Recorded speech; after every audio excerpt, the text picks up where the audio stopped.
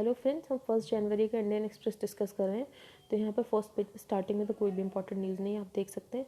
यहाँ पर ये न्यूज़ है फॉरेनर ट्रिब्यूनल्स के बारे में बताया गया है। तो foreigner tribunals Cauchy judicial bodies होती हैं जो कि बेसिकली अपना ओपिनियन देती हैं कि कोई भी पर्सन इलीगल फॉरेनर है या नहीं है। ये किस किस के द्वारा केसेस हेयर करती हैं? तो by the state police and those mark doubtful voters by election authorities. तो डाउटफुल वोटर्स का केस हेयर करती हैं या फिर जिन्हें स्टेट पुलिस ने रेफ़र किया हो। तो एनआरसी में जो भी लोग एनआरसी से बाहर हो गए थे, नेशनल रजिस्टर ऑफ सिटीजन, जो कि बेसिकली असम में कंडक्ट हुआ था, तो उनका डिसीजन फॉरेनर ट्रिब्यूनल्स ही ले रहे हैं। और कट ऑफ डेट क्या है आइडेंटिफाई करने की इंडियन सिटीजन की जो असम में, तो 24 मार्च 1971। तो बेसिकली बांग्लादेश लिबरेशन के बाद ऐसा माना जाता है कि बहुत ज़्यादा लोग वहाँ से इलीगल बांग्लादेशीज हमारे एंटर हो गए थे, तो उसके लिए ही एनआरसी किया गया। अगर आपसे कोई ये पूछे कि एनआरसी के पहली बार हुआ है, तो नहीं, एनआरसी पहली बार नहीं हुआ। एनआरसी इससे पहले भी हो चुका 1950 या 51 के दौरान। ठीक है, अब हम नेक्स्ट पेज पर चलते हैं। यहाँ पर कोई इंपॉर्टेंट न्यूज़ नहीं है। यहाँ पे डीडीए का एक प्लान है, ये भी इंपॉर्टेंट नहीं है।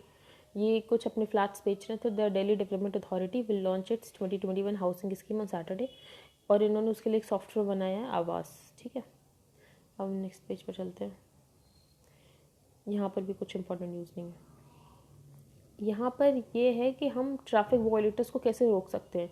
तो दिल्ली में वो ऑटोमेटेड कैमराज यूज़ करते हैं ट्रैफिक वॉयलेटर्स को कम करने के लिए। अब यहाँ पर कुछ डेटा है कि आपको पता होगा मोटर व्हीकल एक्ट 2020 आया था, जिसमें पेनल्टीज़ को बहुत ज़्यादा हाई कर दिया गया था। तो उसकी वजह से भी हम देख रहे हैं कि ट्रैफिक वॉयलेशन काफ़ी कम हुआ है। इसके अलावा the automated cameras help catch more offenders as it's not physically possible to challan speeding and red light violations. Also this helped in the time of COVID as we had to ensure minimum physical interaction with the public. तो ठीक है, हम बाकी भी states में automated cameras लगा के traffic violations कम कर सकते हैं। ठीक है, तो cameras recorded more than 80 lakh speeding violations and 17 lakh red light violations this year. और उसके बाद वो क्या करते हैं, ऑफेंडर्स को SMS भेज देते हैं। ठीक है, तो ऐसा होता है। हम नेक्स्ट पेज पे चलते हैं।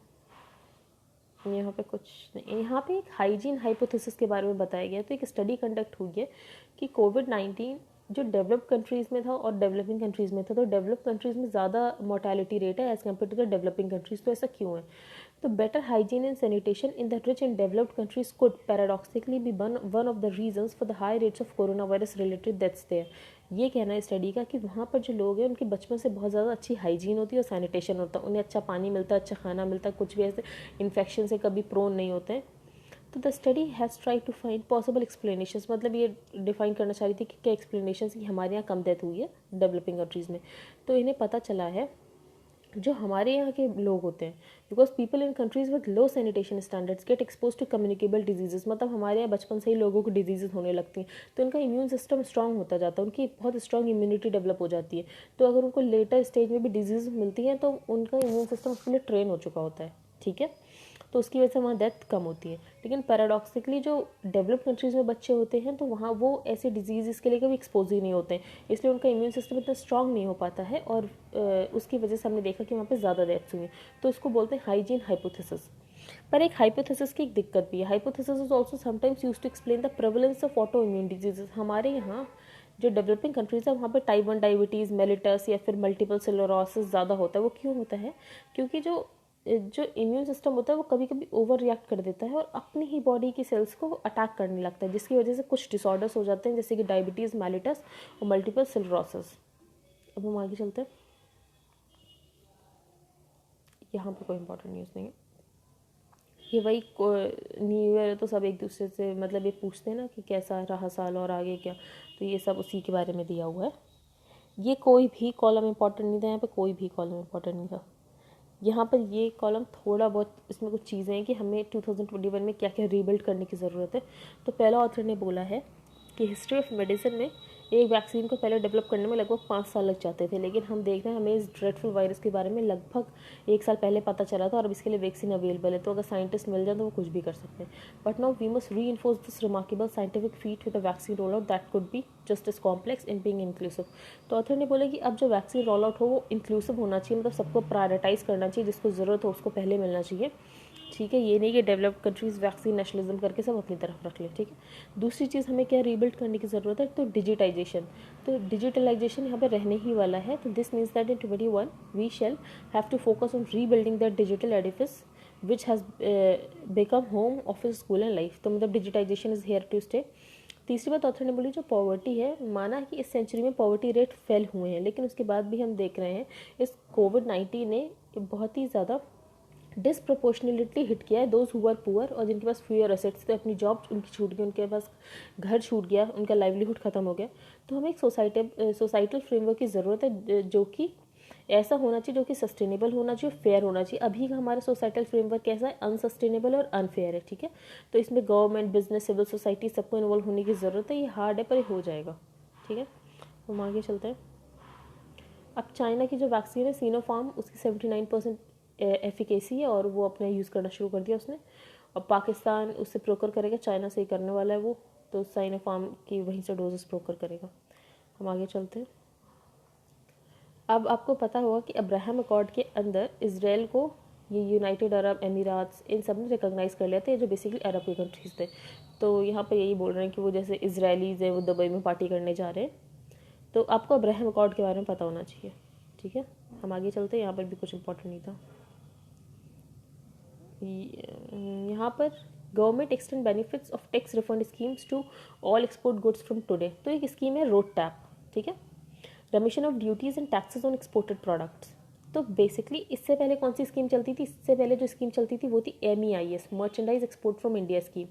तो आपको पता होगा जब कोई भी कंपनी फॉर एग्जांपल कुछ भी एक्सपोर्ट करती है तो उसे बहुत जगह टैक्स देना पड़ता है। फॉर एग्जांपल उसका कहीं से सामान आ रहा है तो उसे पेट्रोल पे टैक्स देना पड़ेगा, एक्साइज प्लस, ठीक है, तो एक्साइज प्लस वेट। तो ऐसा ही उसको जब उसका सामान जाता है तो उसको कस्टम्स ड्यूटी देना पड़ता है। तो रोड टैप में ये जो सारे टैक्सेस होते हैं ये उसको वापस मिल जाते हैं जो स्टार्टिंग फेज़ में वो देता है, ठीक है। और इन टैक्सेस से ये बेसिकली ऐसा क्यों दिया जाता है कि गवर्नमेंट क्यों वापस कर देती है, ताकि हमारे एक्सपोर्ट्स जो हैं दूसरे कंट्रीज़ में हमारा सामान थोड़ा सस्ता लगे और वहाँ के जो प्रोडक्ट्स हैं उनके साथ कॉम्पीट कर पाए। जैसे आपको पता होगा GST में तो इनपुट टैक्स क्रेडिट मिल जाता है, लेकिन डायरेक्ट टैक्स में तो ऐसी कोई चीज़ मिलती नहीं है, तो उसके लिए ही ये रोड टैप स्कीम होती है। तो the government has decided to extend the benefits of RoDTEP, ठीक है। According to the government, the decision to extend the benefits of scheme to all export goods would be a major step to boost the exports. अब जब हमारी पहले MEI scheme थी, merchandise export from India scheme, तो WTO ने बोला था कि ये WTO के रूल्स के साथ कंप्लायंट नहीं है, ठीक है, क्योंकि उनका ये मानना था India's use of MEIS has it had found the duty credit scripts awarded in the scheme to be inconsistent with the WTO norms. तो उसके बाद हम रोड टैप स्कीम ले आए।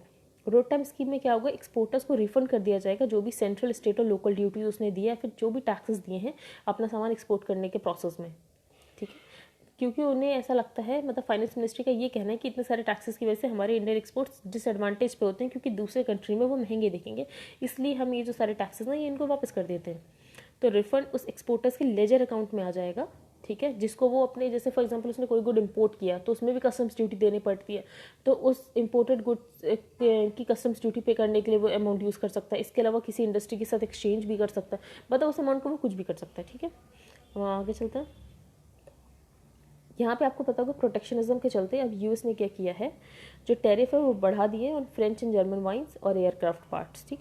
तो US government said Wednesday it would raise tariff on certain European Union products. तो आपको basically protectionism के बारे में पता होना चाहिए कि क्या होता है। I think that's it for today. Thank you, have a nice day. If you like the video then please like, share and subscribe.